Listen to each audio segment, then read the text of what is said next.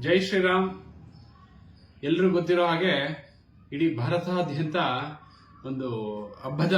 ಸಡಗರ ರೀತಿಯಲ್ಲಿ 31 ಡಿಸೆಂಬರ್ ಇಂದ ರಾಮನ ಭಕ್ತರು ಎಲ್ಲರ ಮನೆಗಳಿಗೂ, ಭಾರತದ ಎಲ್ಲ ಭಾರತೀಯರ ಮನೆಗಳಿಗೆ 22 ಜನವರಿ 2024 ಸೋಮವಾರ ಏನು ಅಯೋಧ್ಯೆಯಲ್ಲಿ ಶ್ರೀರಾಮ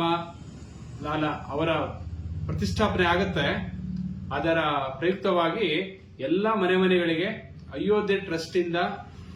ಅದನ್ನ ಮಂತ್ರಾಕ್ಷತೆ, ಪ್ರಸಾದ, ಒಂದು ಫೋಟೋ ಹಾಗೂ ಕರಪತ್ರ ಅದನ್ನ ಮನೆಗೆ ಹೇಗೆ ತಲುಪಿಸ್ತಾ ಇದ್ದಾರೆ, ಅದರ ಸಲುವಾಗಿ ನಾವು ಕೂಡ ಎಲ್ಲ ಭಾರತೀಯರು ಕೂಡ ಯಾವುದೇ ಭೇದ ಭಾವ ಇಲ್ಲದೆ, ಯಾವುದೇ ಧರ್ಮಗಳನ್ನ ನಾವು ವಿಂಗಡಣೆ ಮಾಡದಿರಾ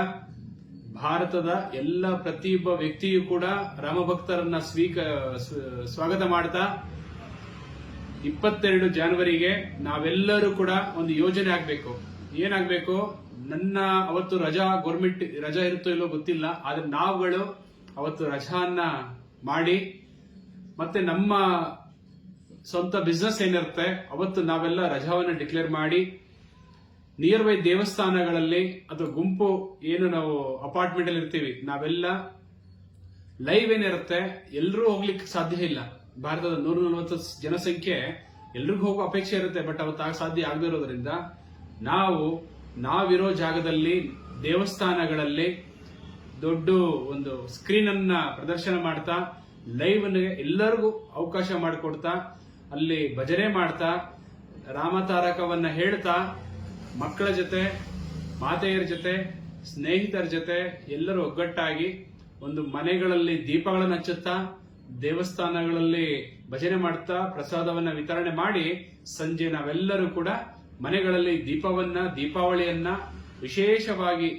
ಹಬ್ಬ ಮಾಡ್ತಾ ಎಲ್ಲರೂ ಉತ್ತರ ದಿಕ್ಕಿಗೆ, ನಾವು ನಮ್ಮ ಅಯೋಧ್ಯೆ ಉತ್ತರ ದಿಕ್ಕಿರೋದ್ರಿಂದ ನಾವೆಲ್ಲರೂ ಕೂಡ